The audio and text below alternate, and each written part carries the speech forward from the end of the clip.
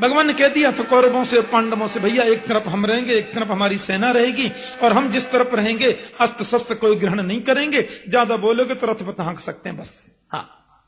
अर्जुन बोले मुझे तो आपकी जरूरत है। अरे हम धनुष बाण भी नहीं चलाएंगे, अस्त्र। बोले नहीं, रथ तो चला लोगे, बस रथ चलाने वाला ही चाहिए। देखना इंद्रियों के न घोड़े भगे, उनमें हरदम ये संयम के कोड़े लगे। अपने रथ को सुमार्ग लगाते चलो, कृष्ण गोविंद गोपाल गाते चलो। रथ को हाँकने वाला ही तो चाहिए। अर्जुन ने वर्ण कर लिया कृष्ण का। और भीष्म कहते हैं जब मैं सेनापति बनकर कौरवों की सेना के आगे वाले रथ में आया और बिल्कुल सामने मैंने आपको अर्जुन के रथ पर सारथी के रूप में देखा, और मैंने ये भी देखा कि आपने प्रतिज्ञा की है कि मैं अस्त्र शस्त्र ग्रहण नहीं करूंगा, तो केशव मैंने भी प्रतिज्ञा कर ली कि आज जो हरिहीन शस्त्र गहाऊं, तो लाजू गंगा जननी को, मैं शांतनु सुत ना कहा। मैंने भी प्रतिज्ञा कर ली, आज कृष्ण के हाथ में शस्त्र ग्रहण नहीं कराया तो मैं भी गंगा पुत्र नहीं, मैं भी शांतनु बिहारी नहीं। और भीष्म ने फिर बाणों की जो बौछार लगाई, भगवान कभी अर्जुन को देखे, कभी भीष्म को देखे, कभी अर्जुन को, कभी भीष्म को।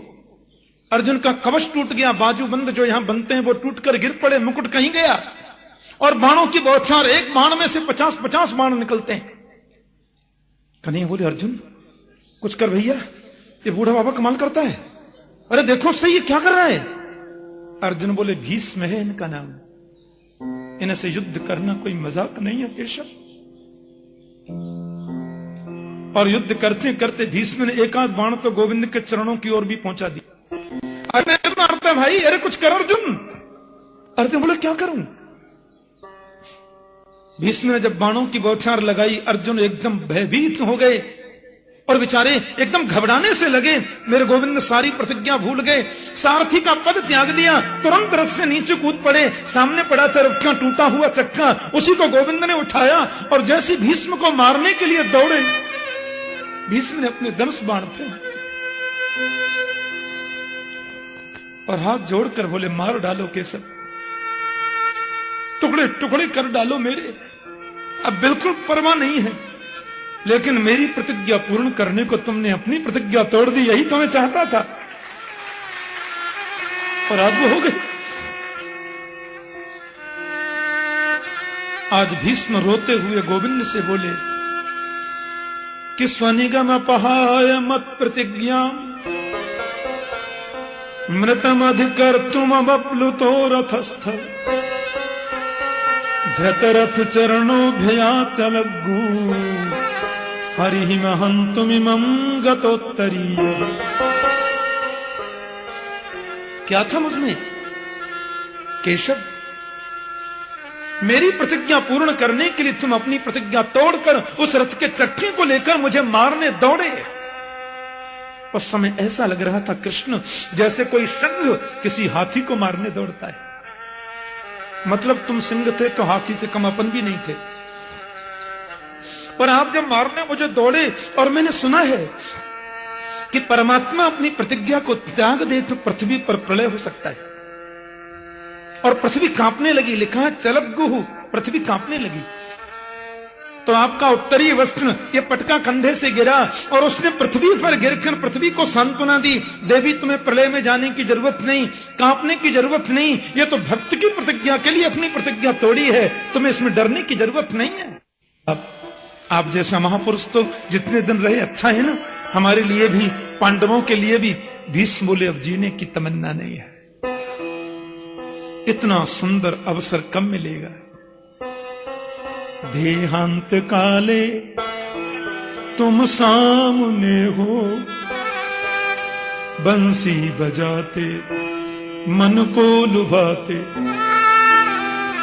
यही गीत गाते मैं तन नाथ त्यागूं, गोविंद दामोदर माधवे। अब जी कर करूंगा क्या? इतना तो करना स्वामी, जब प्राण तन से निकले, गोविंद नाम लेकर जब प्राण तन से निकले। श्री गंगा जी का तट हो, यमुना का बंसी बट हो, मेरा सामरा निकट हो, जब प्राण तन से निकले। पीतांबरी कसी हो, मुखड़े पे कुछ हंसी हो, छवि मन में ये बसी हो, जब प्राण तन से निकले।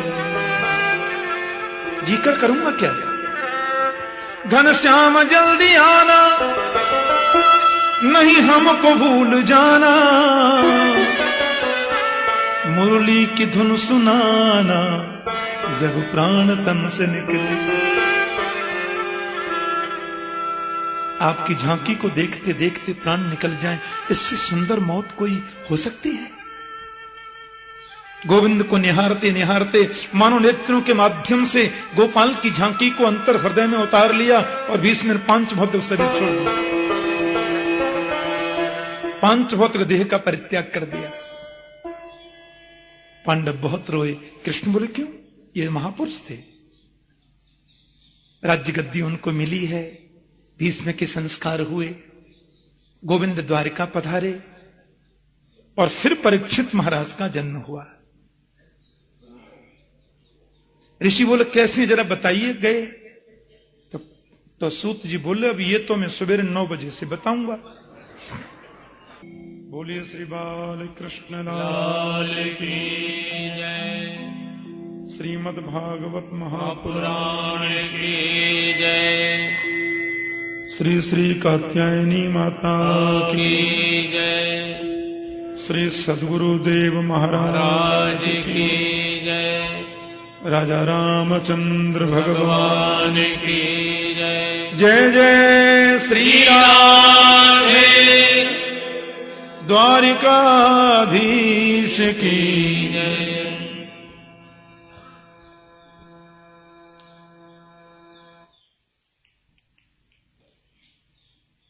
परम मंगलमय परात्पर अखिलेश्वर अकारण करुणा वरुणालय भक्त वांछा कल्पतरु तड़िद्युति विनिंदित पीताम्बरधारी श्री बालकृष्ण लाल की वांग्मयी प्रतिमूर्ति श्रीमद् भागवत महापुराण।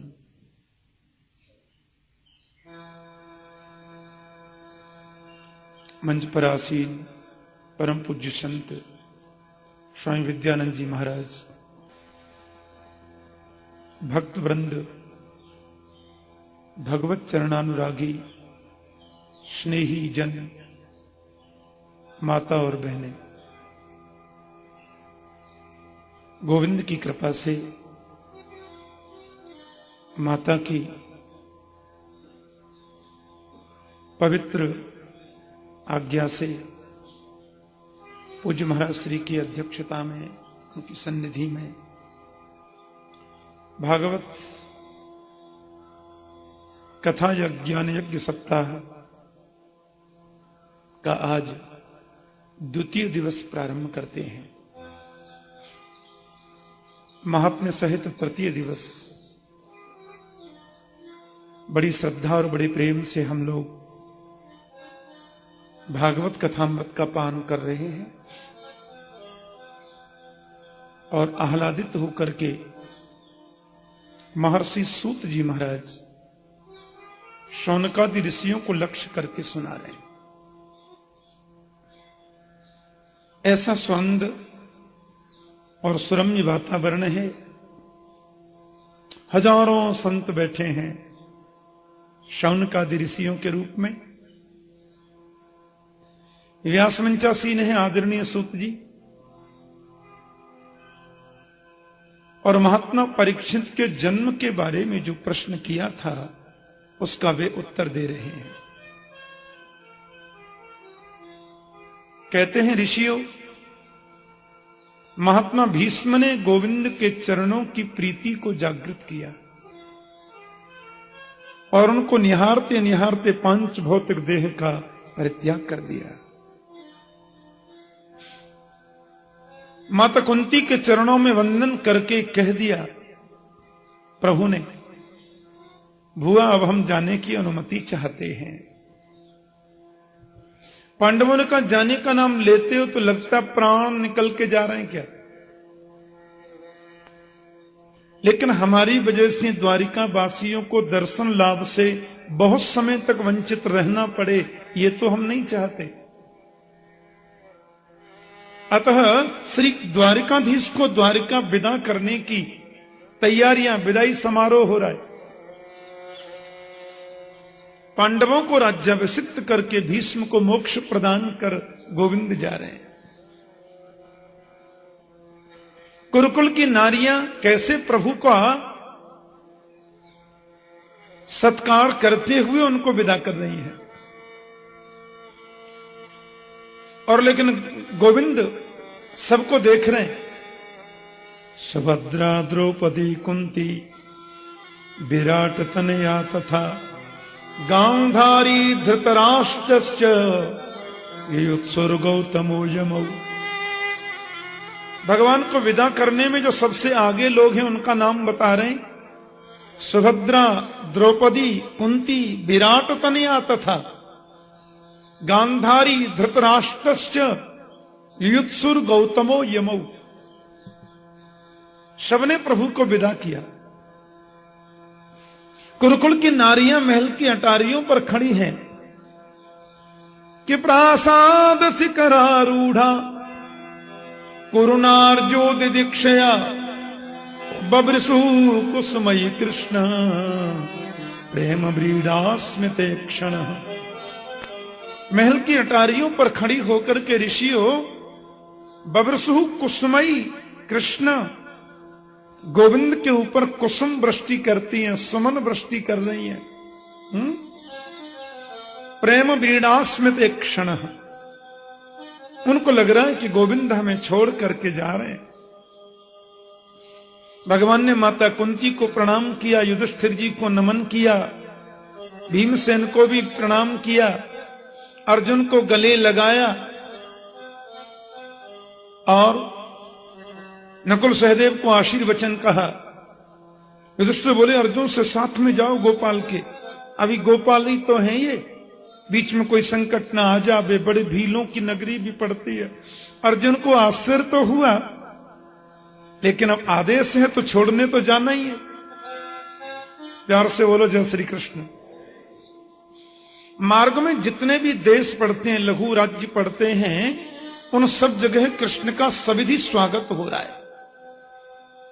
और द्वारिका में जैसी गोविंद, अर्जुन तो उनको वन से पार लगाकर फिर वापस आ गए।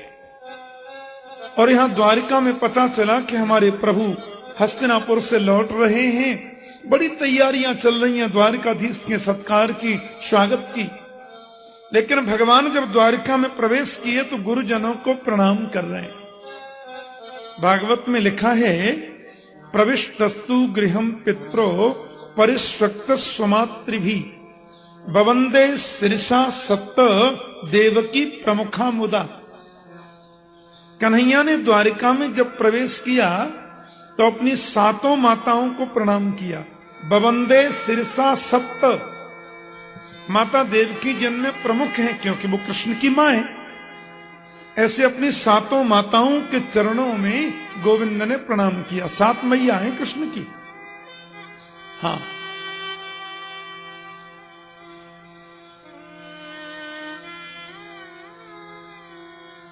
उनमें सबसे छोटी है द्रौपदी, ये माता देवकी।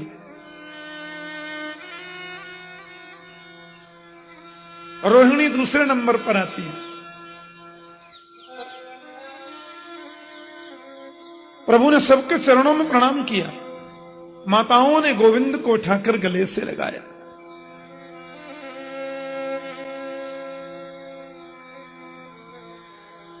और यहां गोविंद पहुंचे हैं द्वारिका में। लो, हस्तिनापुर में उस बालक ने जन्म ले लिया जिसको गोविंद ने गर्भ में जाकर के बचाया था ना। उस बच्चे का एक नाम विष्णुरात है। विष्णुरात का मतलब होता है विष्णुना रातः दत्तः विष्णुरात। भगवान के द्वारा जिसको दिया गया, प्रभु ने जिसकी रक्षा की, उसको विष्णुरात कहते हैं। अब तो माता कुंती की यहां तो बड़े नगाड़े बज रहे हैं, आज बड़ी खुशियां मनाई जा रही हैं, दुंदुभियां बज रही हैं, मिठाइयां बट रही हैं, बधाई गाई जा रही हैं, बधाई बजाई जा रही हैं, बधाई बांटी जा रही हैं। एक बधाई ऐसा शब्द है जो तीनों में प्रयोग आता है। बधाई बांटी गई, बधाई गाई गई और बधाई ली गई, बधाई बजाई गई। लेकिन इस बालक ने जन्म लिया सज्जनों, और जन्म लेती पालती लगाकर भीड़ में ऐसे बैठ गया। बताओ ऐसा कभी होता है? क्योंकि वहां भीड़ लगी थी, पांडवों के वंश को आगे चलाने वाला एक ही तो बालक है।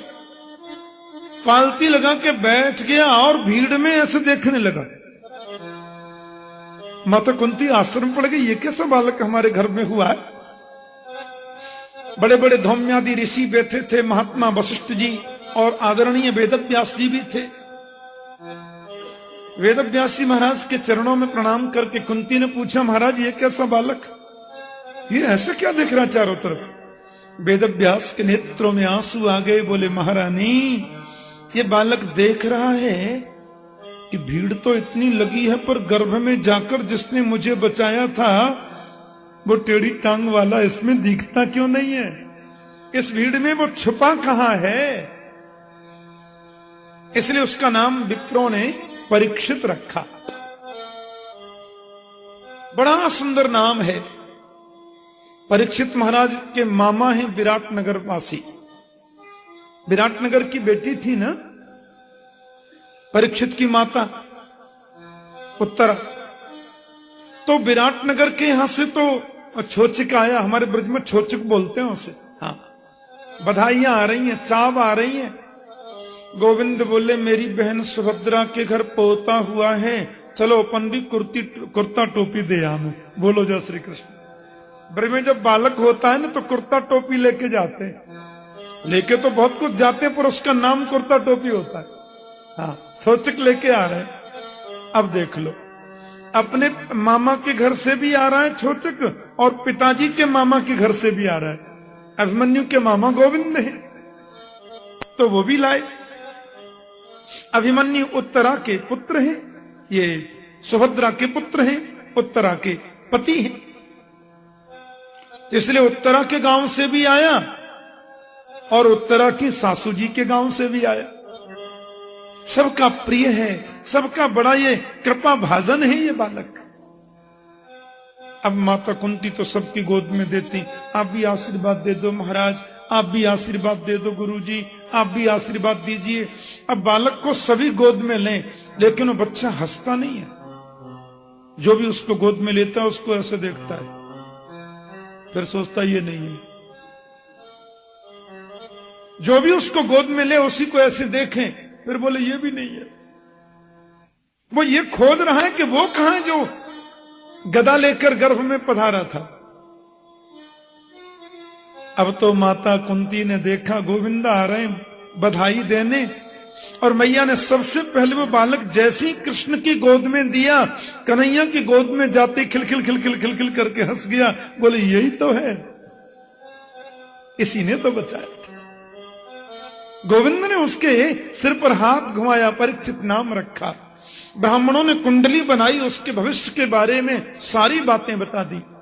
अर्जुन के समान धनुर्धर होगा, कर्ण जैसा दानवीर होगा, युधिष्ठिर जैसा धर्मात्मा होगा, भीमसेन जैसा पराक्रमी होगा और करुणावान होगा। सारी उसमें पांचों पांडवों के लक्षण उसने बताए। और अंत में किस गलती से इसको ऐसा होगा वो भी बता दिया। पर बोले आप लोग चिंता न करें, धर्म के माध्यम से सब अशुभ नष्ट हो जाते हैं, उसमें सोचने वाली बात नहीं है।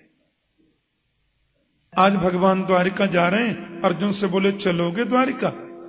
अर्जुन को कृष्ण का सानिध्य बहुत प्रिय लगता है, इसलिए अर्जुन तो द्वारिका चले गए मेरे गोविंद के साथ में। और यहां परीक्षित धीरे धीरे धीरे धीरे हस्तिनापुर में बड़े हो रहे हैं। ऋषियों ने पूछा था ना परीक्षित का जन्म कैसे हुआ, इसलिए सूत जी ने बताया।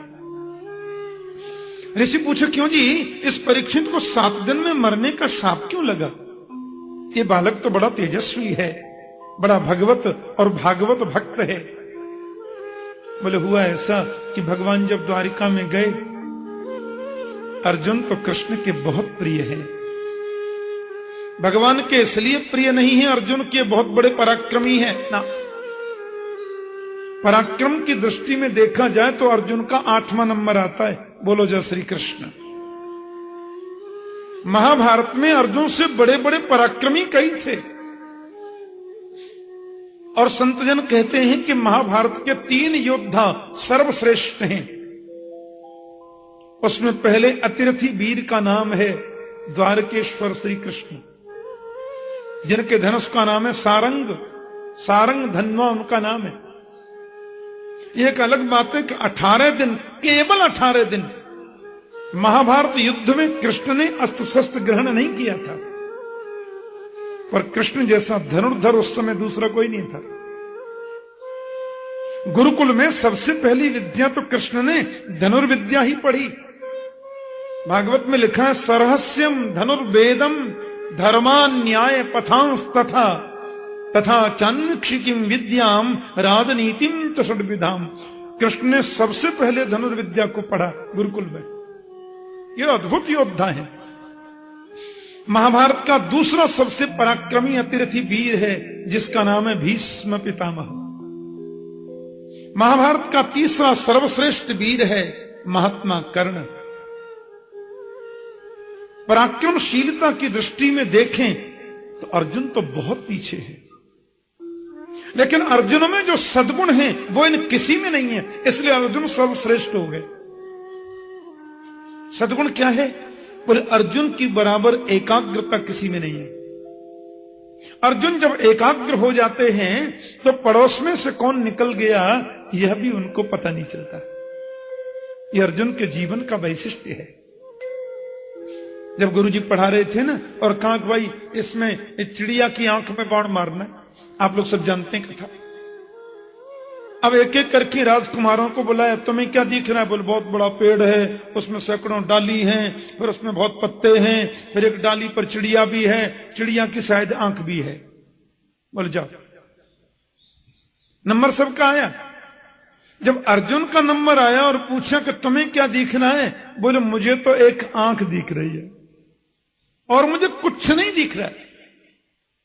इस एकाग्रता की वजह से अर्जुन सर्वश्रेष्ठ तो शिष्य हैं, सर्वश्रेष्ठ मित्र हैं, सर्वश्रेष्ठ धनुर्धर हैं और सर्वश्रेष्ठ भक्त हैं। बोलो जय श्री कृष्ण। इसलिए गीता में गोविंद महात्मा संजय बोलते हैं, यत्र योगेश्वर कृष्णो यत्र पार्थो धनुर्धर तत्र श्री विजयो भूतिर ध्रुवा नीतिर मतिर मम। गीता का अंतिम श्लोक है। जहां योगेश्वर श्री कृष्ण हैं और जहां धनुर्धर श्री अर्जुन हैं, वहां लक्ष्मी विजय सब कुछ एक साथ रहती है। अर्जुन बहुत बड़े भक्त हैं गोपाल के, इतने अद्भुत भक्त हैं।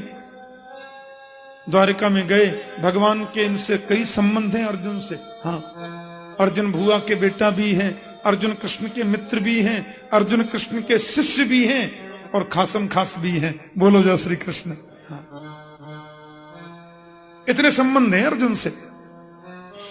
इसलिए अर्जुन तो एकदम जाकर के पलंग पर शयन करके थक गए थे। इस बार अर्जुन रथ को चला के ले गए गोविंद को बिठा के, और ऐसी गहरी नींद आई। लेकिन अर्जुन जब सोते थे ना तो उनके रोम रोम से कृष्ण नाम निकलता था। इतने भक्त हैं। रुक्मणी जी ने आज बहुत सुंदर पदार्थ बनाए और गोविंद से प्रार्थना करके बोली, प्रभु स्वीकार करें। कन्हैया ने कहा, देखो घर में अतिथि जब आ जावे तो अतिथि के भोजन किए बगैर स्वयं भोजन नहीं करना चाहिए। अब अर्जुन आए हैं, अर्जुन सो रहे हैं, मैं उनके बिना भोजन करूं, ये तो असंभव है ना। रुक्मणी बोली, आप प्रारंभ करिए, मैं बुला के लाती हूं। महारानी रुक्मणी जी थाली छोड़ करके अर्जुन को बुलाने गई तो क्या देखा, कि सोते सोते अर्जुन के रोम रोम से कृष्ण नाम निकल रहा है। जय श्री कृष्ण, जय श्री कृष्ण, जय श्री कृष्ण, जय श्री कृष्ण नाम प्रस्फुटित हो रहा है। रुक्मिणी जी भी आखिर गोविंद की पटरानी है। इस स्थिति को देखा तो अर्जुन को जगाना भूल गई और खड़े खड़े रुक्मिणी ध्यानस्थ हो गई, झूमने लगी, धीमे धीमे ताली बजाने लगी। कीर्तन में ताली बजती है ना। अर्जुन गहरी नींद में कीर्तन कर रहे हैं। नारद जी आ गए। मैंने कहा था ना कल कि नारद जी तो आ ही जाते हैं क्योंकि वो भगवान के मन है। अरे केशव क्या हुआ, आप शुरू करो ना, ये प्रसाद तो शीतल हो जाएगा, आप भोग लगाओ ना प्रभु। भगवान का घर में अतिथि आवे तो भोजन नहीं करना चाहिए, अतिथि के बगैर अपन कैसे कर सकते हैं। नारद जी बोले आप शुरू करिए, मैं जाता हूं अतिथि को जगाने। नारद जी वीणा लेकर के गए तो देखा गहरी नींद में अर्जुन के रोम रोम से कृष्ण नाम निकल रहा है। रुक्मिणी जी खड़ी खड़ी धीमे ताली बजा रही हैं। नारद जी ने कहा जरा देखूं तो सही कौन से स्वर में कीर्तन हो रहा है। सो जगह ना भूल गए और वीणा बजाने लगे। सत्यभामा ने कहा आरंभ तो करिए भगवान, ये भोग कितनी देर का रखें, ठंडा हो जाएगा। कृष्ण बोले अतिथि के बिना अपन नहीं कर सकते। सत्यभामा बोली तो मैं जाती हूं बुलाने। अब सत्यभामा ने जाकर के देखा कि सोते सोते अर्जुन कीर्तन कर रहे हैं, रुक्मिणी जी ताली बजा रही हैं, नारद जी वीणा बजा रहे हैं, सत्यभामा भी जगाना भूल गई, इन्होंने नाचना शुरू कर दिया। बोलो जय श्री कृष्ण। हाँ, कीर्तन में ताली बजाने से हाथ की रेखा बदल जाती है। आप आज से देख लेना, ये पक्की बात की बोलता हूं। ज्योतिषी जी को अपना हाथ दिखाना और ज्योतिषी जी बोल दें कि भाग्य वाली रेखा गड़बड़ हो रही है, हाँ राहु वाली रेखा लंबी हो गई है, तो आप कथा में रोज आना और जब भी कीर्तन हुआ करे तो ताली बजा के कीर्तन में बजाना और गाना। 7 दिन अपने आप रेखा मत देखना, कहीं नापने लग जाओ इंची टेप से के कितनी लंबी हुई। ऐसा कुछ नहीं करना है आपको, तो 7 दिन देखना ही नहीं है। हाँ, अब 8वें दिन आप देखना, कथा पूरी होने के बाद सीधे ज्योतिषी के पास जाके पूछना अब देखो। ज्योतिषी बोलेगा बाप रे ये भाग्य रेखा लंबी हो गई, राहु वाली खत्म हो गई। राहु वाली रेखा की लाइन चेंज हो गई। कीर्तन में ताली बजाने से हस्त रेखा बदल जाती है। और एक बात कहूं, जो कीर्तन में नाच लिया उसको फिर 84 लाख योनियों में नाचना नहीं पड़ता। Reservation confirm. हाँ, जो गोविंद के कीर्तन में नृत्य कर लिया वो 84 लाख योनियों में नहीं नाचता। पुनरपि जननम पुनरपि मरणम पुनरपि जननी जठरे शयनम खत्म। हाँ, और बैंड बाजे के सामने बेटे की शादी में जो नाच लिया उसको 84 लाख योनि में नाचने से कोई रोक नहीं सकता। वो नाचता ही रहेगा, खूब नाचो, बार बार आओ, बार बार जाओ, बार बार नाचो। भागवत में लिखा है कभी गाने का मन करे तो गोविंद के लिए गाओ, कभी रोने का मन करे तो प्यारे कन्हैया की याद में 2 आंसू बहा लो, कभी हंसने का मन करे ना मेरे गोपाल की सुंदर चपल बाल लीला सुन सुनकर खूब हंस लो। उनकी लीला अब आप सुनेंगे, 5वें दिन से रसगुल्ला की कथा आ जाएगी ना। कैसी कैसी लीला करते हैं गोपाल हैं। कभी हंसने का मन करे तो हंस लो। हाँ, और भागवत में लिखा है कभी रूठने का मन करे तो गोविंद से ही रूठ लो। बोलो जय श्री कृष्ण। हाँ, भक्त उनसे रूठते भी रहते हैं। हाँ, कभी तकरार भी कर लेते हैं भक्त लोग मीठी भगवान से। नरसिंह मेहता की जो गुजरात में कविताएं हैं, उन कविताओं में नरसिंह मेहता ने जो जो गाली सुनाई है कन्हैया को, हाँ खूब गाली सुनाई। प्यार में सब होता है, प्रेम हो गया ना गोविंद से। तो अर्जुन इतने तन्मय हैं कि सोते सोते कीर्तन कर रहे हैं और सत्यभामा जी तो नृत्य करने लगी। कन्हैया बोले जो अंदर जाता है लौट के आता ही नहीं, और सब बोल के जाते हैं भोजन ठंडा हो रहा है, हमारी परवाह किसी को नहीं। अंदर जाकर के गोविंद ने देखा तो वहां तो कीर्तन स्वर लहरी चल रही है, अर्जुन सो रहे हैं। सोते सोते कीर्तन चल रहा है, रुक्मिणी ताली बजा रही है, नारद जी वीणा बजा रहे हैं, सत्यभामा जी नृत्य कर रही है। मेरे गोविंद की आंखों से आंसू बह चले। और प्रभु ने आकर के अर्जुन के चरण दबाना शुरू कर दिया।